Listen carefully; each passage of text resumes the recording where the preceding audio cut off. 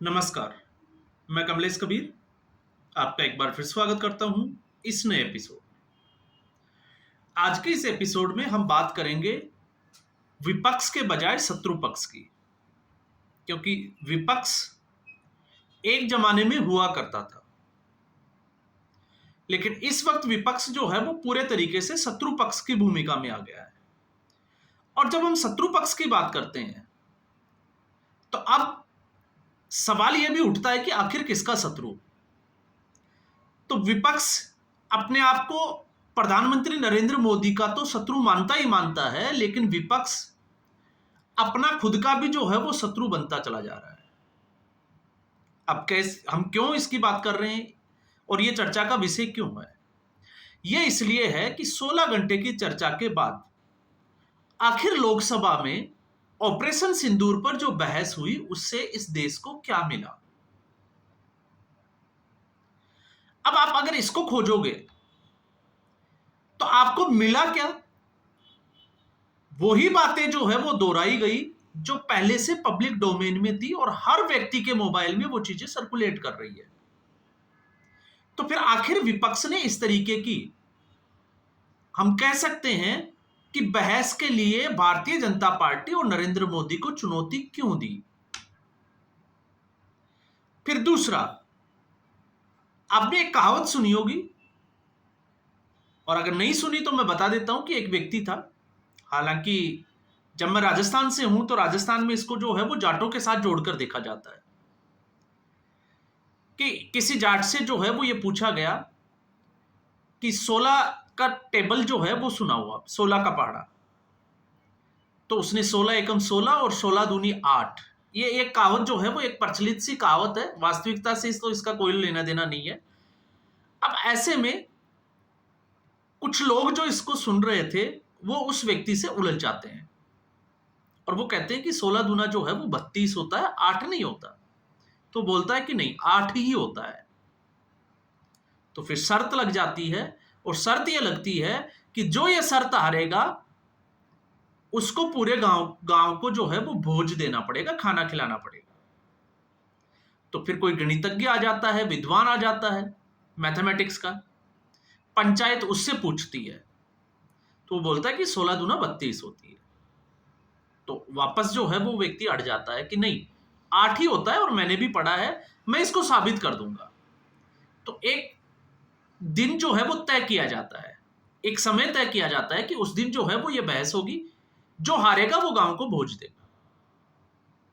अब वो घर जाता है और घर जाने के बाद इसी शंका को लेकर वो अपनी पत्नी से बातचीत करता है, और उससे जो है जब वो डिस्कस करता है, क्योंकि उसकी पत्नी जो है वो पढ़ी लिखी होती है, तो बोलती है कि 16 दूना तो 32 ही होते हैं।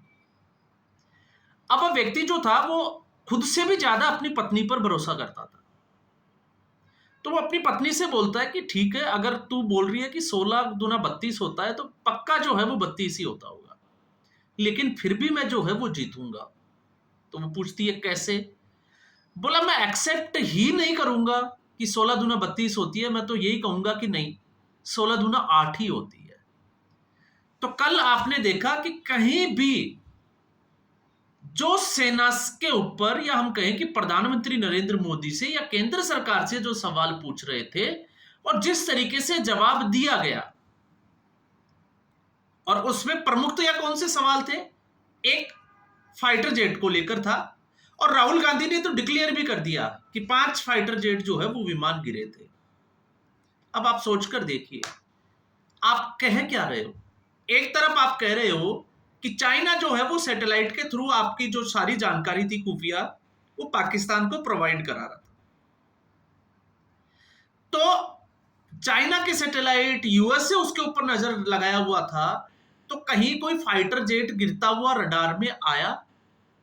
और उससे भी बुद्धिमता की बात मैं बता देता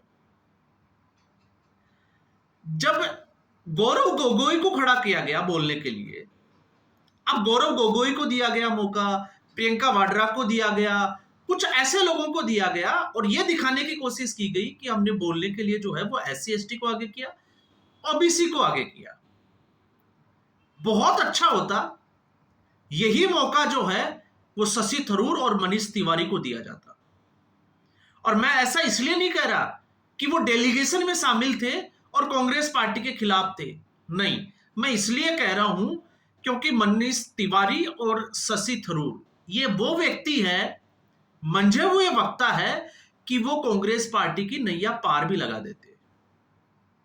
एक तरीके से ऑपरेशन सिंदूर का समर्थन करके भी कांग्रेस पार्टी को बचा लेते, जबकि ये बचा नहीं पाए। कैसे नहीं बचा पाए?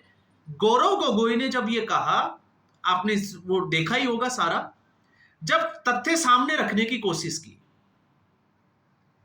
चाहे वो फाइटर जेट को लेके हो या फिर दूसरे तरीके के, तो गौरव गोगोई ने तो एक तरीके से जो है वो पाकिस्तान की चर्चा को लेकर कांग्रेस पार्टी को फंसाने का काम किया। एक वो आसाम से आते हैं, तो जिस तरीके से अमित शाह ने जो है वो जवाहरलाल नेहरू को कोट करते हुए पोल खोल दी कांग्रेस पार्टी की। और दूसरा, गौरव गोगोई में बुद्धि की जब हम बात करते हैं, तो जब वो ये कहते हैं कि आपने नजदीक जाके क्यों नहीं की स्ट्राइक, जब आपके पास पावर है, आपके पास शक्तियां हैं, आपने ऐसी मिसाइलें जो है वो प्रयोग की जाती है जिसकी क्षमता जो है वो 350 किलोमीटर है, किसी की 500 किलोमीटर है, तो फिर वो 500 किलोमीटर की क्या जरूरत है? जब घर जाकर ही फोड़ना है तो फिर उस मिसाइल की जरूरत क्या है?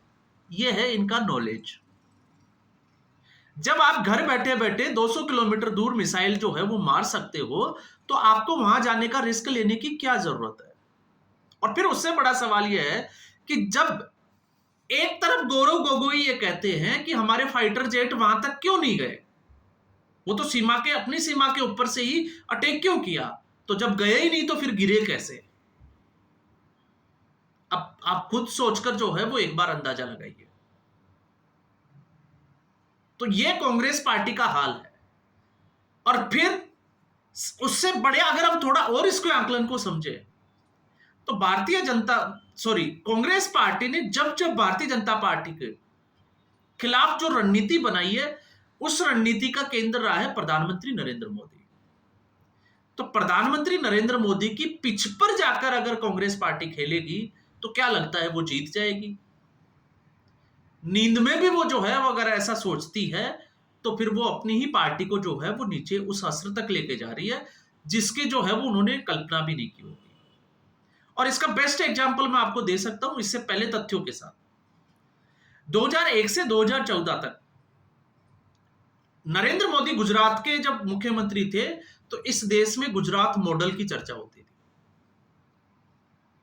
और 2014 से लेकर 2019 तक राहुल गांधी और कांग्रेस पार्टी इसी गुजरात मॉडल के आसपास जो है वो अपनी रणनीति बनाती थी। आपको याद होगा, विकास कब पैदा होगा, विकास कहां हुआ, दिखा नहीं, तारीख नहीं बताएंगे। और इससे आप समझ सकते हो कि जो राहुल गांधी की और कांग्रेस पार्टी की जो रणनीति थी वो मोदी के पिच पर थी, क्योंकि विकास के मुद्दे के ऊपर कांग्रेस पार्टी कभी भी भारतीय जनता पार्टी से जीत नहीं सकती थी, और वो भी गुजरात मॉडल को क्रैक करना। तो कांग्रेस पार्टी का हश्र क्या हुआ? आखिर उससे हासिल क्या हुआ? कुछ भी नहीं। फिर आते हैं हम कांग्रेस पार्टी की अगली रणनीति, जो सिर्फ और सिर्फ भ्रष्टाचार के मुद्दे पर बनी, जिसमें लगातार रैली दर रैली जो है वो राफेल की बात की गई। तो कांग्रेस पार्टी ये भूल गई कि इस भारत में नरेंद्र मोदी के प्रधानमंत्री बनने से पहले एक आंदोलन चला था, India against corruption, Anna Hazare के नेतृत्व में। और उसमें कांग्रेस पार्टी, यूपीए 2 की जो सरकार थी, उसके भ्रष्टाचार के ही तो मुद्दे उठाए गए थे। और राहुल गांधी के अगर आप देखोगे तो राजीव गांधी तक बोफोर्स के तार जब जुड़े हुए हो, तो आप उस मुद्दे पर उस प्रधानमंत्री को कैसे घेर सकते हो जिसके खिलाफ सीधे तौर से ऐसा कोई मुद्दा जो है वो बनता ही नहीं है। लेकिन कांग्रेस पार्टी ने वो भी करके देखा। और फिर उसके बाद में, उसके साथ में कांग्रेस पार्टी ये भी भूल गई उरी के सर्जिकल स्ट्राइक से जिस तरीके से सबूत मांगे गए थे, क्योंकि उस वक्त इस तरीके के कोई सबूत जो है वो सरकार ने पेश नहीं किए थे। लेकिन पुलवामा में जब जो है वो सीआरपीएफ के 40 जवानों की मौत हुई, और उसके बाद बालाकोट एयर स्ट्राइक हुआ, और 2019 का जब चुनाव था उसके बाद में, तो भारतीय जनता पार्टी की सीटें बढ़ गई। और इससे भी कांग्रेस पार्टी को समझ में नहीं आया कि राष्ट्रवाद भी जो है वो एक बहुत बड़ा मुद्दा हो सकता है, लेकिन उसमें भी आकर जो है वो उसी पिच के ऊपर बैटिंग की। तो आप जब इस तरीके की आप रणनीति बनाएंगे उस प्रधानमंत्री के खिलाफ जो आपसे ज्यादा उन चीजों को लेकर गंभीर है, तो कांग्रेस पार्टी का हश्र क्या होगा, आप खुद सोच कर देखिए। और फिर हम थोड़ा सा इसमें आगे बढ़ते हैं। लगातार जो है वो प्रधानमंत्री नरेंद्र मोदी को अटैक किया जाता है, उनके ऊपर पर्सनल अटैक किए जाते हैं। तो कल की 16 घंटे की जो बहस थी, उस बहस से पहले जिस तरीके से प्रधानमंत्री के पोस्टर, गायब वाला पोस्टर चलाया, नरेंद्र सरेंडर की जो है वो बात की गई, और राहुल गांधी को लगा कि टेबल ठोकने से और एग्रेशन से जो है वो ये मैसेज देने की कोशिश करेंगे और उसमें जो है वो कामयाबी मिलेगी कि उन्होंने जो है वो डरा दिया, वो डरते नहीं है।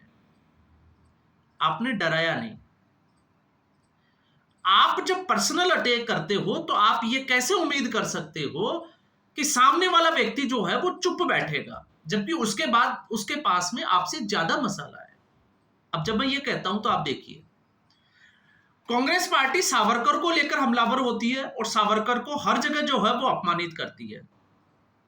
तो जब सावरकर की बात होगी, माफी वीर की बात की जाएगी कि सावरकर ने माफी मांगी, तो फिर महात्मा गांधी के ऊपर भी अंगुली उठेगी। तो आज्ञाकारी नौकर कौन था? ब्रिटिश सरकार का, जो अपने हर लव लेटर में लिखता था। लव लेटर में जो है वो शब्द क्यों इस्तेमाल कर रहा हूं वो आप समझ गए होंगे, क्योंकि ब्रिटिशर से बड़ा प्रेम था। और फिर उसके बाद में आप ये उम्मीद करो कि सावरकर पे आपने कुछ बोल दिया तो नेहरू को छोड़ देंगे। तो भारतीय जनता पार्टी नेहरू को कैसे छोड़ देगी? आप अटल बिहारी वाजपेयी को टारगेट करोगे, उनकी डिप्लोमेसी को टारगेट करोगे, और फिर उसके सामने आप इंदिरा गांधी को जो है वो आयरन लेडी दिखाओगे, तो फिर भारतीय जनता पार्टी उसमें चुप कैसे रह जाएगी? आप सोच के देखिए। और कुछ नेता जो है वो इस हद तक चले जाते हैं कि प्रधानमंत्री नरेंद्र मोदी के निजी जीवन की बात की जाती है, और जब निजी जीवन की बात की जाती है तो फिर आप सोनिया गांधी, राजीव गांधी की बहू थी, वो पत्नी बनी, शादी की, उससे पहले क्या करती थी, वो कहां की थी, उनके फादर का बैकग्राउंड क्या था, क्या वो हिटलर की सेना में सेनापति थे? तो उसकी चर्चा से फिर आप डरते क्यों? तो बात फिर जो है वो माता जी की भी होगी। तो इसलिए कांग्रेस पार्टी जो है वो इस वक्त समझ ही नहीं पा रही है कि करना क्या है। कांग्रेस पार्टी सिर्फ और सिर्फ, क्योंकि कांग्रेस पार्टी को चाहिए कि इस वक्त वो जनता की नब्ज को समझे, लेकिन वो नहीं समझ पा रही कि कांग्रेस पार्टी का विजन क्या है और आने वाले समय में वो क्या कर सकते हैं। नहीं, कांग्रेस पार्टी है नरेंद्र मोदी, नरेंद्र सरेंडर की कैसे नीचा दिखाया जाए। और जब बात की जाती है कि नरेंद्र मोदी की डिप्लोमेसी जो है वो यूजलेस है, कल के भाषण में आपने सुना होगा कि नरेंद्र मोदी यूजलेस है। तो आप सोच के देखिए, रशिया और यूक्रेन के बीच में जो है वो युद्ध चल रहा है। यूक्रेन जो इस लड़ाई में कहीं भी नहीं था, नाटो की वजह से आज 4 साल हो गए इस लड़ाई में बना हुआ है। उस युद्ध के दौरान हमने देखा कि दोनों देशों की सेनाओं को उनके राष्ट्राध्यक्षों से बात कर कर प्रधानमंत्री नरेंद्र मोदी ने 4 घंटे के लिए युद्ध रुकवाया और बच्चों को सुरक्षित निकाल लिया गया।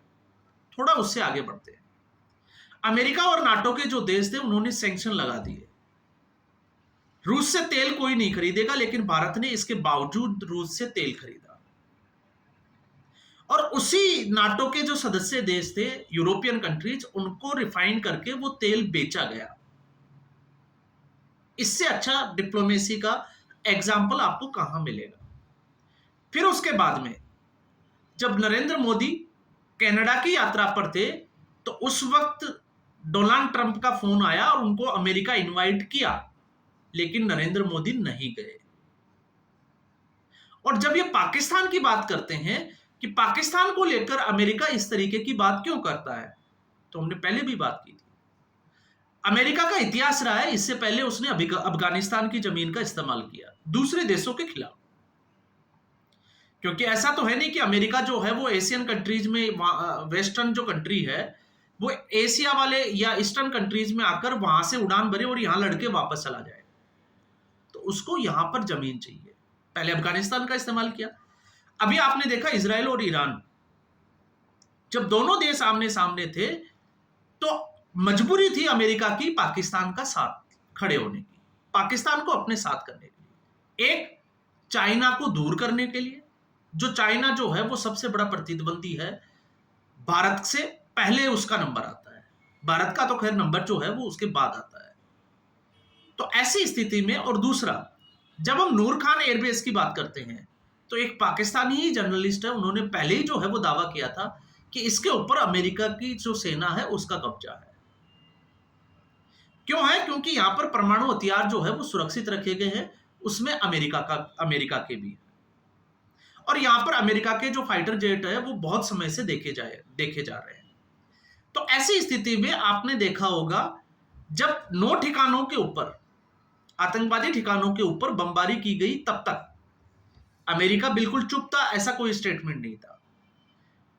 जब एस्केलेशन बढ़ा, उसके बाद में जब भारत ने नूर खान एयरबेस जैसे एयरबेस के ऊपर अटैक किया, और खबरें तो आपको कैराना हिल्स की भी मिली होगी, तो नूर खान एयरबेस पे जैसे ही अटैक किया, उसको क्षतिग्रस्त किया, और अमेरिका जो है वो इसमें अपने आप ही कूद पड़ा। पाकिस्तान के डीजीएमओ ने जो है वो भारत के डीजीएमओ को कॉल किया, और उसके बाद में ये सारा वाकया चला। तो अमेरिका अपनी जो कूटनीति, अपनी जो रणनीति है वो अपने हिसाब से बना रहा है। हमारे ही पड़ोसी देशों के ऊपर जो है उसने टैरिफ लगा दिया, बांग्लादेश भी तो शामिल है, जबकि बांग्लादेश में रिजीम चेंज करने वाला ही अमेरिका है, तो उसको छूट क्यों नहीं दी? तो फिर सवाल यह है कि ट्रंप जो है वो भारत के ऊपर भी टैरिफ वाला जो है वो बम फोड़ रहा था, अब तक उसमें कामयाब क्यों नहीं हुआ? तो सवाल जो है वो बहुत सारे खड़े होते हैं, लेकिन इन सवालों में जब आप देखोगे तो फिर एक ही सवाल निकल कर आता है कि 16 घंटे बाद में विपक्ष जो है वो कहां खड़ा है। सिर्फ अपने वोटर को मैसेज देने की कोशिश की गई थी, तो उनका जो वोटर है वो उनका वोटर है, एनडीए का जो वोटर है वो उनका वोटर है, जिन्होंने जैसी सोच बना ली, आप उसको कैसे चेंज करोगे? क्योंकि अगर कोई कांग्रेसी है या कांग्रेस का कोर वोटर है, तो राहुल गांधी जो भी बोलेंगे, वो गलत बोले या सही बोले, उनको उसमें जो है वो 100% सच्चाई ही नजर आएगी। तो अब मान लीजिए बिहार का चुनाव है, तो आखिर इस बहस से बिहार के चुनाव में कोई फायदा होगा? तो फिर इससे अच्छा तो दूसरी क्षेत्रीय पार्टियां थी जो इसका फायदा उठा गई। आपने असदुद्दीन ओवैसी का भाषण भी सुना, जिस तरीके से उसने भाषण दिया, आपने और भी पार्टियों का सुना। तो अब उसमें राहुल गांधी और उसकी कांग्रेस कहां खड़ी है? तो इस एपिसोड में फिलहाल इतना ही। उम्मीद करूंगा वीडियो एपिसोड आपको पसंद आया होगा। वीडियो को लाइक करें, शेयर करें, चैनल जरूर सब्सक्राइब करें। धन्यवाद।